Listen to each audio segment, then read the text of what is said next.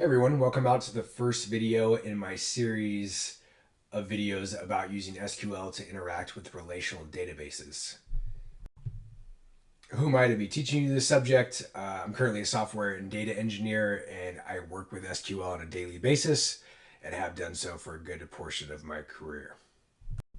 Hey guys, before I continue, I just want to mention that there will be no coding in this first video. It's going to be strictly theoretical. This is going to be for people who have not been exposed to database engines or SQL and need a little bit of a base understanding before we start coding up our tables and working with SQL. So if you are familiar with database engines and SQL, please feel free to skip on to the next video in the series.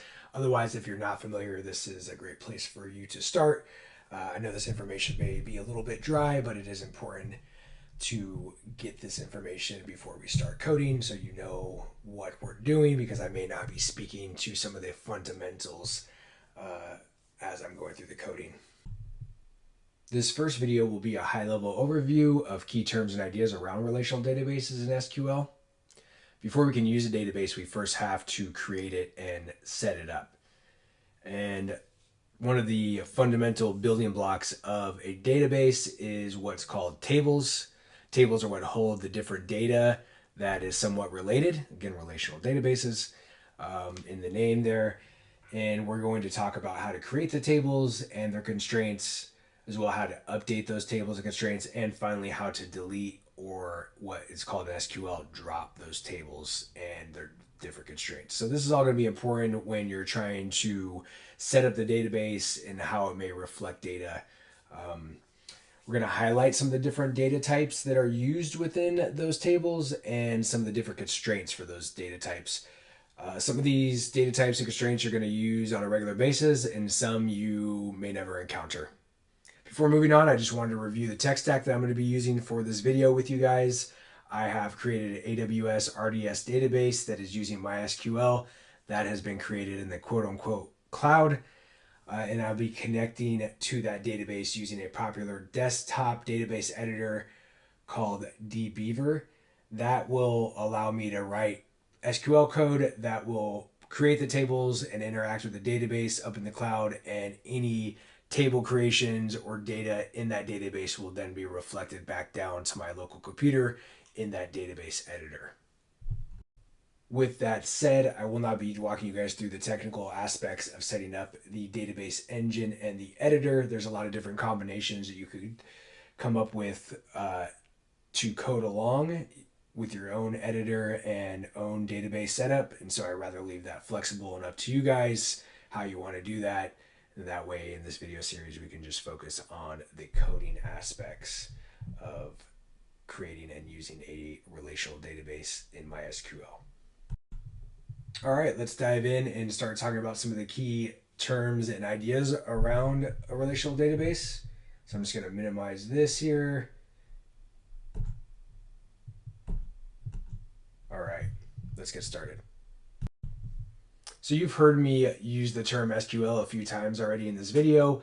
What is SQL? SQL is an acronym for Structured Query Language. You can think about it as the coding language used to interact with the database.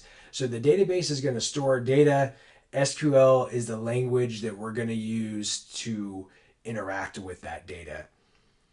SQL is going to allow us to insert, update, and query structured data to and from those databases. So I just want to make sure that you understand that SQL is the language that we use, and the database is what holds the data. They're not one and the same. They're entirely two different concepts.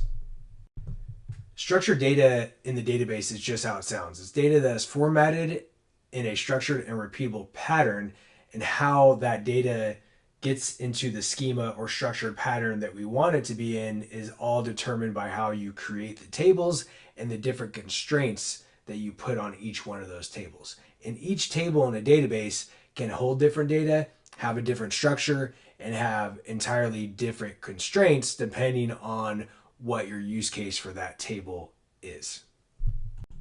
Now that we understand what SQL is, let's talk about what a database is. A database is an application that's hosted on your local computer a server in a building or through another provider such as AWS or Google, in the cloud, which essentially they host their own servers in a warehouse, and on those servers will be your database application that's running. And so, depending on what you're using, whether it's your local computer or a server in a building or a server in one of AWS's data centers, you're going to have to set up connection interfaces and networking to be able to access the application. And once you're able to do that, then you can pretty much insert and query data from that database application. And so, just like my tech stack, where I've set up a database in the cloud, my database is essentially living in one of AWS's data centers, running on one of its servers, and then I'm able to connect to that server from my local computer and insert, update, and query data on that database using SQL from my local computer to that hosted server. And it's hard to talk about databases without talking about their key building block, which are tables. And so in relational databases, you have these structured blocks that make up or comprise the database. So the database can be thought of as an application or container, and within that container you have these different building blocks called tables. And you can have a database with only one or two tables, or you can have a database with 1,000 tables. And the idea is that each table forms its own information and has its own defined schema.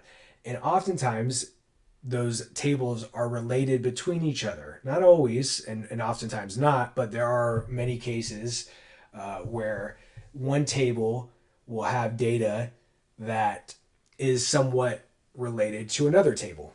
And oftentimes in relational databases, relational being the key word there, you're going to need to interact with those two tables or multiple tables that share related information. And so relational databases are a great way of segmenting your data into different tables, but then being able to kind of paint the full picture of your data in that database by relating the tables.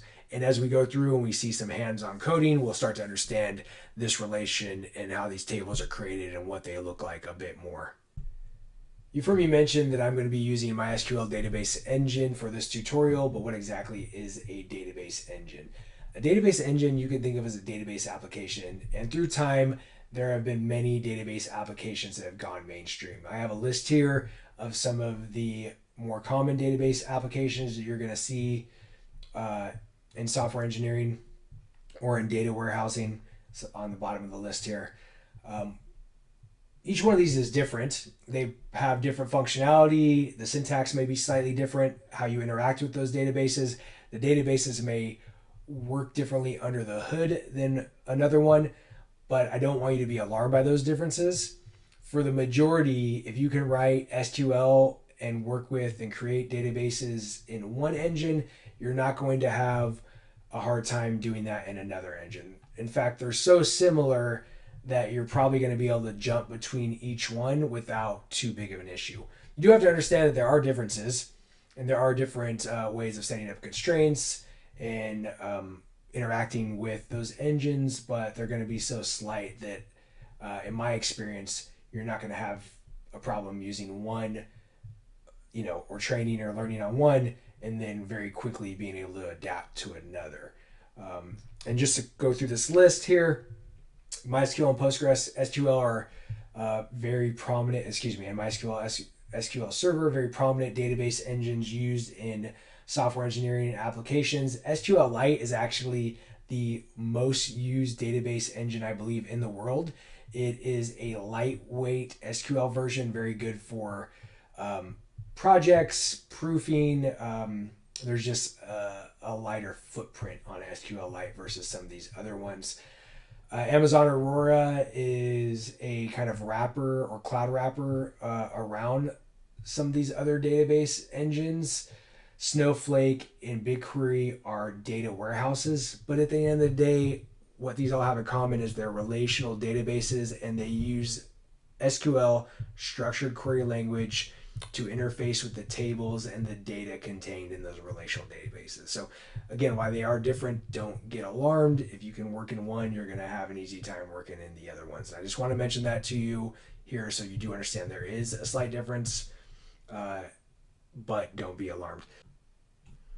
All right, guys, now that we have a better understanding of database engines, I want to thank you guys for staying patient as we move through some of this more informational side of the database learning. And I'm going to stop showing you guys this text and give you guys a little bit more visual display as we talk about tables here. So let me just get that set up here. What I'm pulling up in front of you is dbeaver. Again, dbeaver is our local database editor application. Currently have that pointed at the AWS RDS MySQL database that's in the cloud. And what you see here is what's called an entity relationship diagram, ERD or ER diagram for short. You'll hear these used. And essentially, this is a mapping of what your database looks like in a visual sense. Okay. Each entity or table, each one of these is a table, is shown here. And you, through code, create these different entities or tables, which is what I've done here. And I'm just showing you kind of what we're going to be creating here in the tutorial. This example is for a dog boarding facility. So you can kind of pretend that, somebody who owns a dog boarding has called you up and said, hey, I would like for you to create an application so that I can monitor the dogs that are staying at our boarding facility. And so these are some of the different details about a dog staying at that facility and the different entities or tables we've created for them. And so you can kind of understand that any dog that stays at our facility is going to have an owner. So there's information about the owner here in a different table. And then there's information about the dog themselves, their name, their age, if they're male or female, the breed. That information is going to be stored here in this dog's table. How long they're going to be staying is information we need to know for a dog boarding facility. What pen or home or crate they're going to be staying in. When they're going to be fed, how much they're going to be fed, what food they're going to be fed. And so I've designed this database and the different table splits accordingly. Now that said, creating different entities and tables in a database is a bit of a science and a bit of an art. There's certain parameters or restrictions that are best, but it is really a bit of a flexible art form, I guess we could say. And so I could have easily put the owner information in here with the dog table and said, hey, the owner name is important to the dog. And I didn't have to separate those out. But there's a bit of a trade-off between having all your data in one large table and having it split off into too many tables, right? So we want to strike a happy medium where the data is segmented into its own entity, but without over or under segmenting it. I won't go into too much more detail about that. That's just something you'll learn as you go through this tutorial and other tutorials and you get a better handle on a database. But with the understanding of this tutorial, this is how we're going to be separating the data. And with that background, I want to go ahead and start talking again about tables. Tables are the fundamental building block in a database. Here we have, 6 different tables I've set up in this database that are going to define the information that we store in the database. And so a table is going to have a table name, which you'll see here, such as owners, dogs, foods, okay? And you're going to have different columns set up in those tables. And so for owners, we have a column of first name, last name, and phone number, and ID.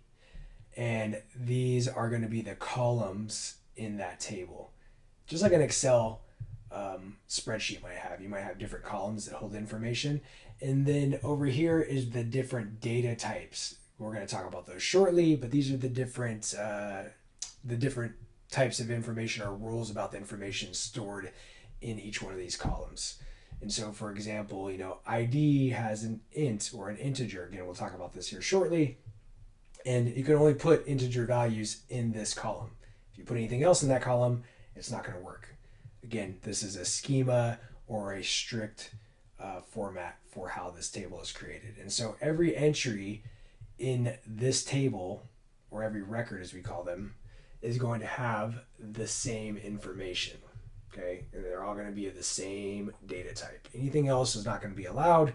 That's just how it works in relational databases and the rules around them.